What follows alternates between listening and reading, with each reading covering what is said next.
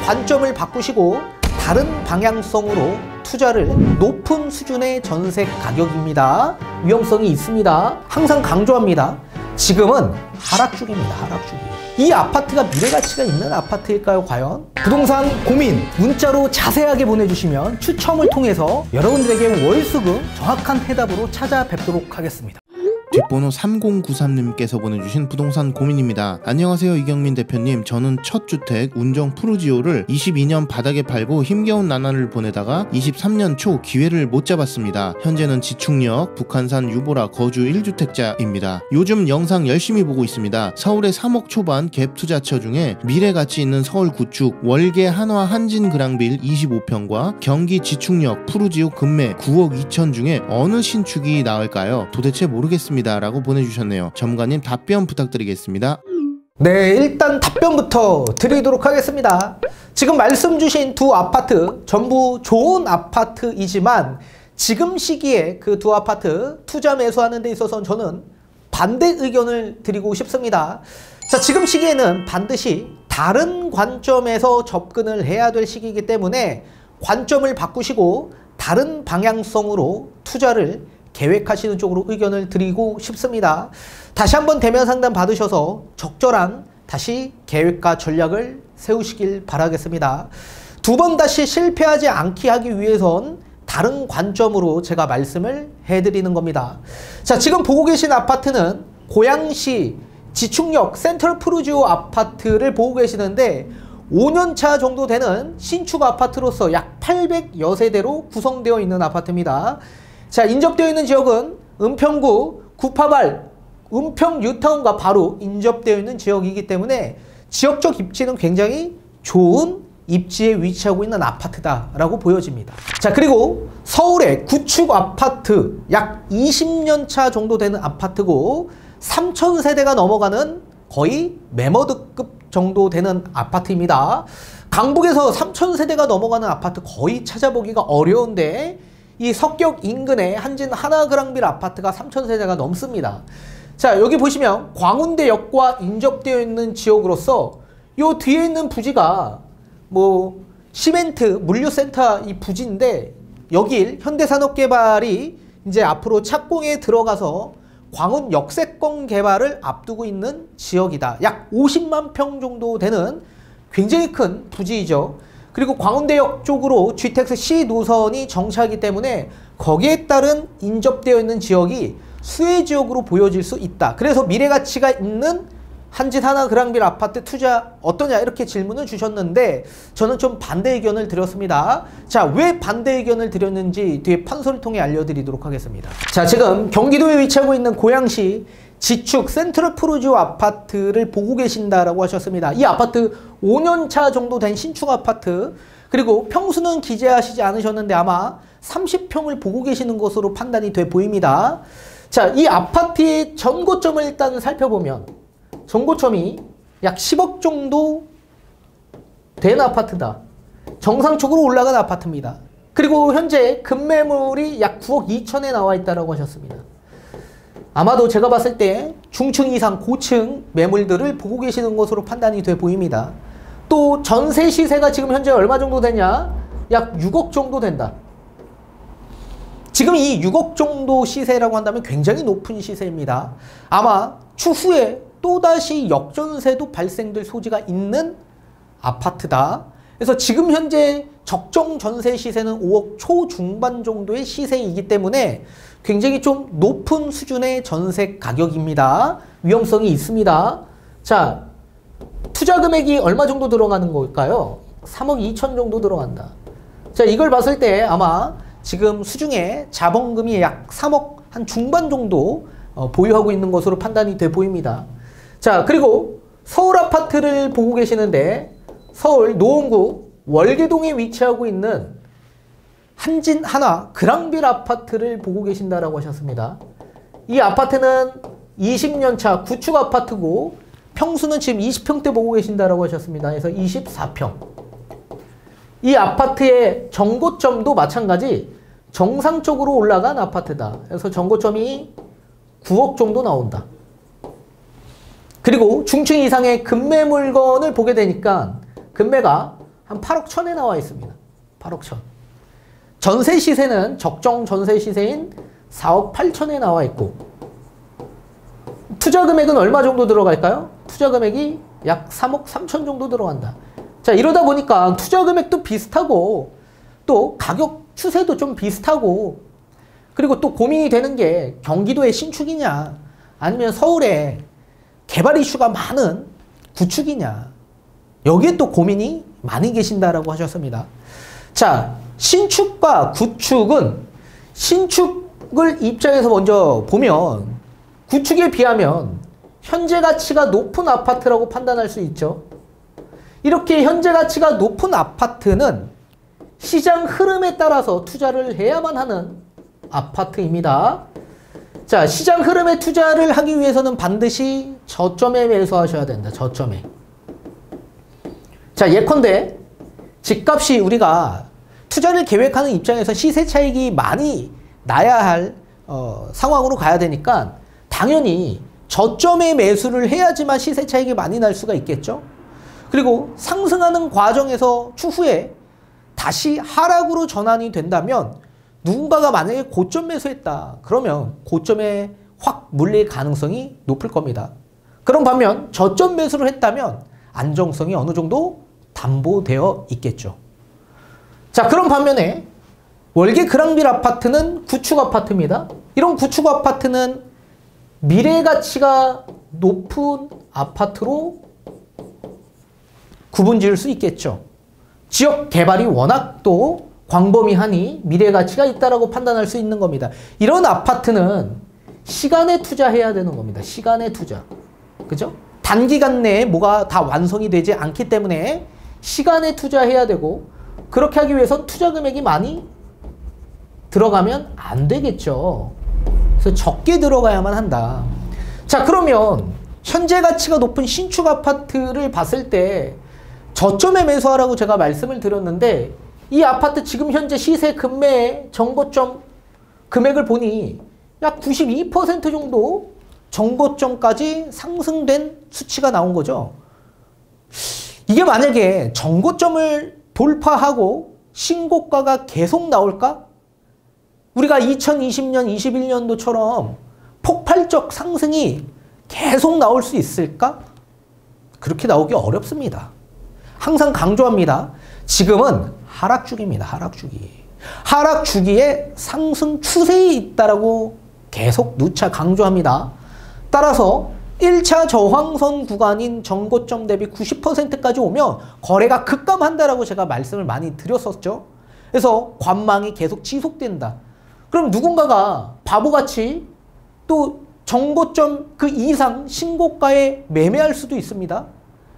자, 그렇게 거래 없이 올라간 건 기반 없이 상승되었기 때문에 펀더멘탈이 약해지는 순간 그 금액은 쭉 무너지게 되어 있습니다.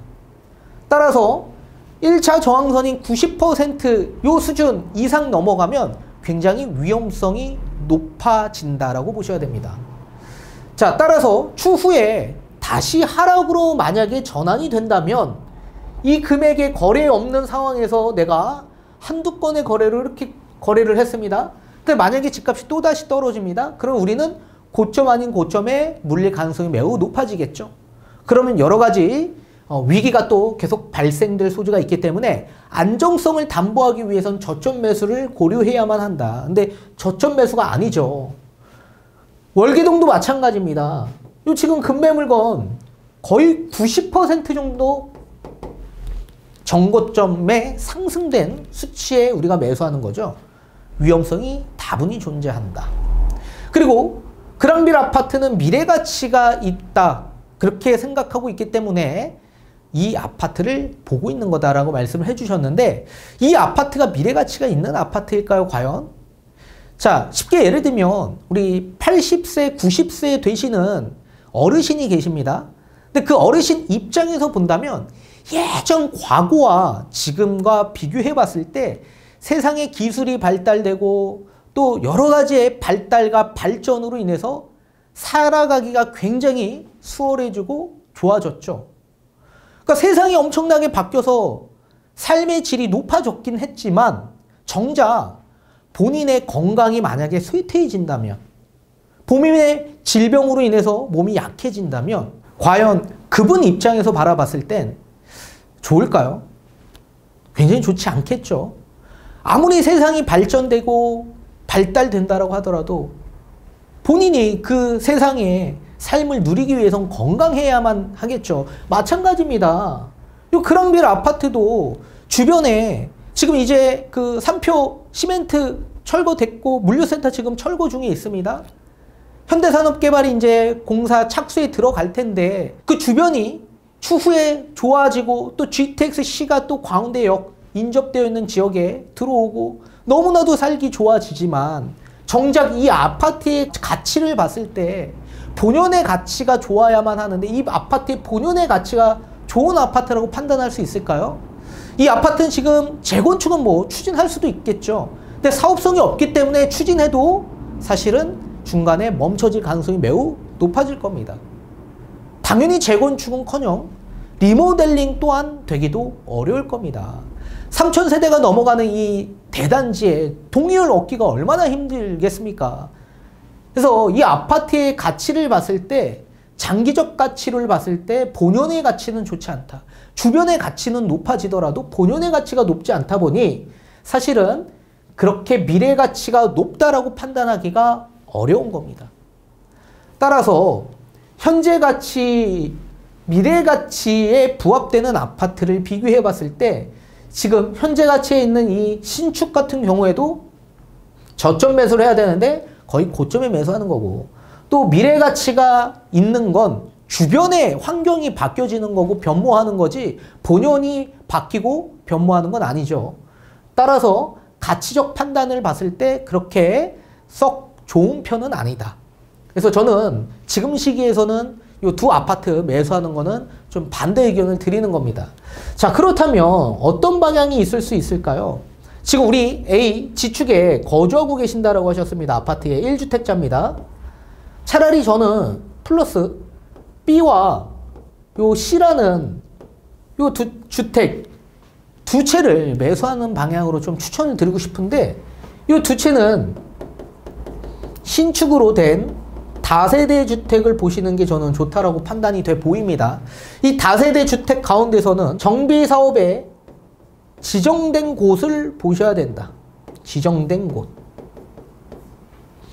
자, 관점을 바꾸셔야 된다라고 제가 말씀을 해드렸습니다. 자, 당연히 다세대와 아파트를 비교했을 때 당연히 아파트를 우선적으로 봐야 하지만 지금은 아파트를 봐야 할 시기가 아니기 때문에 그렇습니다. 자, 다세대 주택의 관점은 우리 지금 이 아파트를 봤을 때 이 아파트 지금 현재 바닥에 매수할 수 있는 좋은 기회이죠. 저점 매수도 아니라 완전히 바닥에 매수할 수 있습니다. 보통 이 다세대 주택의 전세 가격이 언제까지 상승했었냐면 2022년 상반기 때까지 상승하다가 하반기로 접어들면서 하락했었습니다. 따라서 2014년 상반기까지 역전세에 놓인 다주택 매물 그리고 다세대 주택의 매물들이 굉장히 많이 있다. 그래서 지금 전세를 맞추지 못하다 보니 그리고 투자 금액이 예전에 비하면 조금 많이 투입되다 보니 수요가 급감해서 가격이 떨어지는 상황으로 놓여인 바닥 매수가 가능해진 상황이다. 또 이제 신생아 특례 전세 대출이 실행이 될 겁니다. 그렇다면 이제 다세대 주택의 전세가 아니라 오히려 아파트의 전세로 수요가 이동할 수 있는 상황이기 때문에 지속적인 바닥이 다져질 가능성이 매우 클 거다. 그렇다면 우리가 저점에 매수할 수 있는 아파트이기도 하고 또 미래 가치를 봤을 때 어떻게 됩니까? 이 신축 다세대는 그냥 다세대가 아니라 정비사업으로 지정된 다세대 주택을 보라고 제가 말씀드렸죠. 그래서 우리가 큰 틀에서 이제 앞으로 시간이 가면 갈수록 이 아파트에는 정비사업이 추진이 단계가 계속 높아지면 높아질수록 프리미엄이 얹어질 가능성이 매우 크겠죠. 제가 2018년, 19년 요 시기에 한남 3구역 다세대 주택을 엄청나게 추천을 많이 들었었습니다. 상담 때. 그 당시에 다세대 주택 투자 금액이 거의 한 4억대였습니다. 4억대. 매매 시세가 5억에서 한 7억 정도 됐었거든요. 근데 그 당시에도 사람들이 아파트를 봤어요. 아파트를. 그리고 나서 그분들이 지금 와가지고 상담받을 때 한남상국 지금 아예 못 들어가니까 지금 매매 시세가 25억이 넘습니다. 못 들어갑니다. 아예. 그러니까 작은 물건들은 나오지도 않습니다. 전부 다 지금 단독 다가구 큰 물건들만 나와 있는 상황이고. 따라서 그 당시에 제가 만약에 그 소액 자금으로, 그 당시에도 그 자금이 어떻게 보면은 큰 돈일 수도 있겠지만 지금 보면 소액 자금으로 분류할 수 있겠죠? 한남상구역 가신 분들은 지금 엄청나게 떼돈 버신 거고, 만약에 가시지 못하고 지금 다른 아파트 보셨다라고 하신 분들 입장에서는 엄청나게 큰 기회비용을 놓치신 상황이겠죠. 따라서 우리가 관점을 무조건 바꿔서 접근을 하셔야 된다. 그리고 지금 개발이 진행되지 않았던 지역을 제가 추천도 많이 해드렸었습니다. 특히 뭐 용산 지역 일대, 청파동 지역 일대에 추천도 많이 드렸고, 또 뭐 중랑구 면목동 이런 지역도 제가 2015년에 1000만원, 500만원 투자로 엄청나게 많이 하셨던 분들이 있었습니다. 그 당시에 하셨던 분들 전부 다 모아타운에 다 지정이 되었고, 그리고 가격도 본인 투자금 대비 수익률이 어마무시하게 굉장히 높아졌죠. 그래서 관점을 달리 보시면 사실 수익률은 완전히 다르게 나오실 수 있다라고 보셔야 됩니다. 그럼 첫 번째, 1월 10일 부동산 대책이 나왔었습니다. 이 대책에서 나왔던 혜택이 있었는데, 소형 주택 가운데서 신축으로 된 주택을 취득했을 경우에 주택수에서 제외시켜준다라는 발표가 있었습니다. 그런데 아무 주택이나 그냥 신축된 주택을 취득하면 무조건 주택수에서 제외되는 게 아닙니다. 2024년 1월에서부터 25년 12월 달까지 준공된 신축 주택을 취득했을 경우에만 주택수에서 세제 계산할 때 제외시켜주겠다라고 발표가 나왔던 거죠. 그러면 대다수 우리가 정비사업에 지정된 곳에 신축 다세대를 취득해야 되는데, 이런 주택들은 이미 지정되어 있는 곳이기 때문에 24년 1월 이전에 전부 다 준공된 주택들이 거의 대다수겠죠. 그래서 24년 1월 이후에 준공된 주택을 우리가 취득할 때는 지정된 곳이 아닌 예정지를 찾아서 투자를 계획하셔야만 합니다. 그러니까 될지 안 될지 불확실성이 존재하죠. 그죠? 만약에 될 것 같은 지역이긴 하지만 만약에 투자했다가 되지 않는다면, 지정되지 않는다면 낭패를 볼 수 있겠죠. 그래서 예정지 투자에 있어서는 지금 현재 약간 불확실성이 존재한다. 자, 이런 상태에서 주택수에서 만약에 제외됐다라고 하더라도 1세대 1주택 특례 요건은 적용해주지 않겠다라고 얘기했거든요. 따라서 1주택자가 추가적으로 주택을 신축된 다세대를 취득했다라고 하더라도 여기 주택수에서 빠진다라고 해서 A라는 아파트를 거주했으니 나는 비과세 받고 다른 아파트로 나중에 이사 갈 거야. 비과세 안 된다. 안 됩니다. 자, 그러면 두 번째, 주택수 제외하는 데 있어서 1월 10일 부동산 대책에 따른 요 주택을 취득하는 게 아니라 차라리 신축된 주택을 취득해서 주택임대사업자로 등록하는 방향으로 가시는 게 가장 좋은 방향이 될 수 있다. 자, 주택임대사업자 등록한다라고 하면 지금도 주택수에서 제외되는 효과를 볼 수가 있습니다. 그래서 강남 3구와 용산을 제외한 모든 지역에 소형주택을 취득하면 종부세, 양도세, 여러 가지의 또 취득세도 85% 감면도 되고, 또 종부세 합산배제, 양도세 중과배제도 가능하고, 그래서 주택세에서 전부 다 제외된다. 이런 곳은 이미 정비사업으로 지정된 곳에 투자를 하는 거기 때문에 불확실한 게 아니라 완전히 확실한 곳에 투자를 하는 거겠죠. 그래서 투자에 있어서도 확실하고, 또 우리가 3주택이 되는 과정에서도 여러 가지 세제에 대한 위험 없이 우리가 계속 보유할 수 있다라는 큰 장점이 있는 겁니다.